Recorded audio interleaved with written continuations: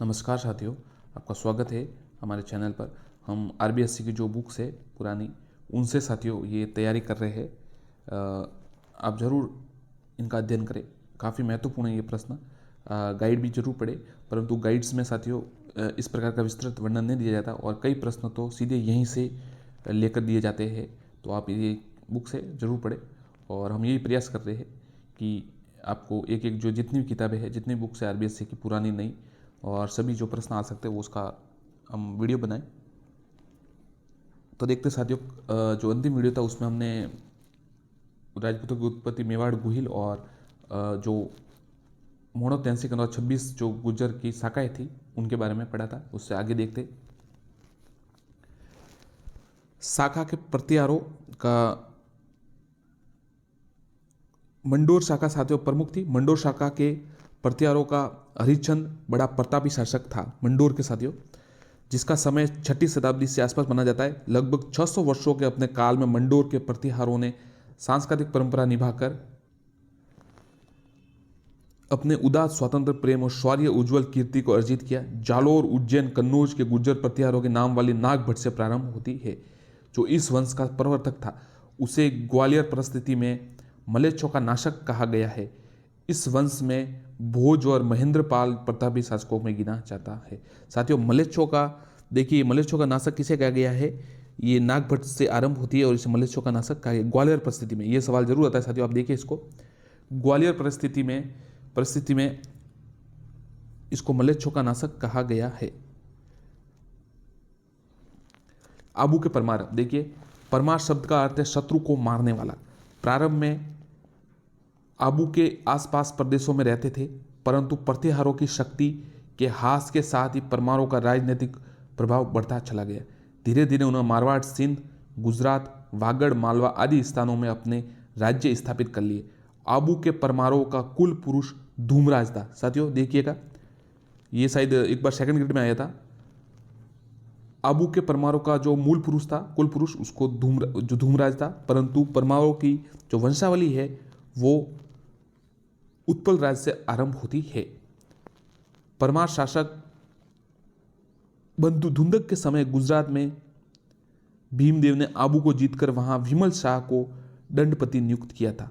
विमल शाह ने आबू में 1031 ईस्वी में आदिनाथ का भव्य मंदिर बनाया। तो साथियों देखिए, विमल शाह ने जो आबू में भव्य मंदिर बनाया है वो बनाया है आदिनाथ जी का।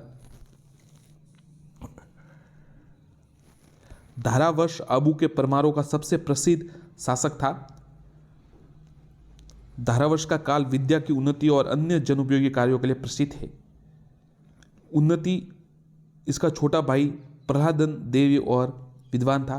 उसने पार्थ पराक्रम व्योम नामक नाटक लिखकर अपने नाम से पालनपुर नामक नगर बसाकर परमारों के साहित्य और संस्कृति को ऊंचा। देखिए साथियों, बहुत ही महत्वपूर्ण सवाल है। आप पालनपुर का नाम सुनते हैं, हम भी सुनते हैं सभी।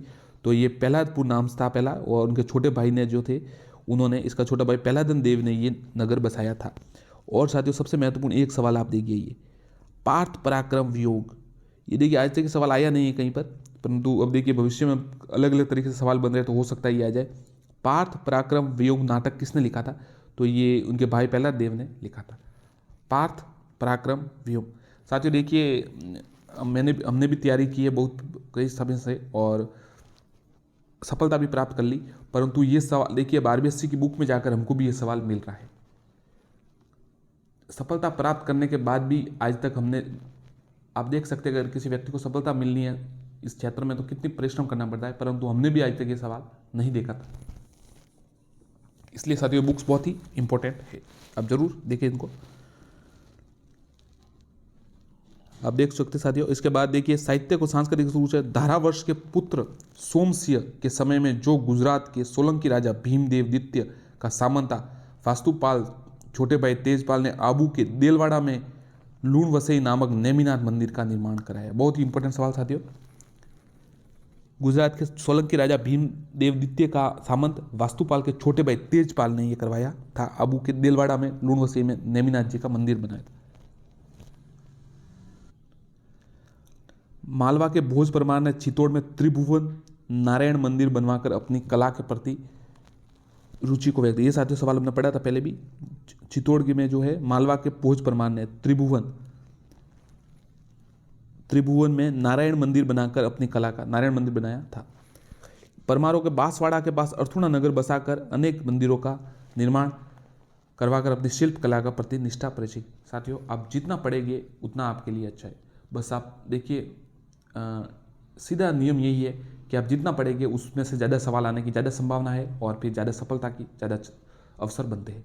तो आप ज़रूर पढ़ें, ज़्यादा से ज़्यादा किताबें पढ़ें और जो ऑथेंटिक है वो बुक जरूर पढ़ें। सांबर के चौहानों के मूल स्थान के संबंध में मान्यता है कि सपाल दक्ष व जांगल प्रदेश के आसपास रहते थे। उनकी राजधानी अहिछत्रपुर नागौर थी। सपाल दक्ष तो चौहानों की राजधानी नागौर थी, अहिछत्रपुर में पहले कहा जाता था। सपाल दक्ष के चौहानों का आदि पुरुष वासुदेव था, जिसका समय 551 ईस्वी के लगभग अनुमानित है। बिजोलिया प्रशस्ति में वासुदेव को सांबर झील का निर्माता, साथियों देखिए बिजोलिया जो प्रस्थिति है में वासुदेव को सांबर झील का निर्माता माना गया है। तो बिजोलिया प्रस्थिति में साथियों वासुदेव को सांबर झील का माना गया है निर्माता। इसके आगे देख लेते साथियों, बिजोलिया प्रशस्ति में वासुदेव को सांबर झील का निर्माता माना गया। इन प्रशस्ति में चौहानों को वस्त गोत्र ब्राह्मण माना गया है। प्रारंभ में चौहान प्रत्यारों के सामंत थे, परंतु गुवक प्रथम ने जिसे हर्षनाथ मंदिर का निर्माण किया, स्वतंत्र शासक के रूप में उभरा। साथियों, हर्षनाथ मंदिर शायद सीकर में है, इसका आगे भी डिटेल देख लिया, ये गुवक ने बनाया था। इसी वंश के छंदराज की पत्नी रुद्राणी यौगिक क्रिया में निपुण थी। ऐसा माना जाता है कि ये पुष्कर झील में प्रतिदिन 1000 दीपक जलाकर उपासना करती थी। तो साथियों, रुद्राणी जो यौगिक क्रिया में निपुण थी, उनकी पत्नी थी। 1113 में अजय राज चौहान अजमेर नगर की स्थापना की। अजय राज चौहान ने अजमेर नगर की स्थापना की। उसके पुत्र अर्णोराज अनाजी ने अजमेर में अनासागर झील का निर्माण कराया। ये तो साथियों नाम से आपको पता चल जाएगा।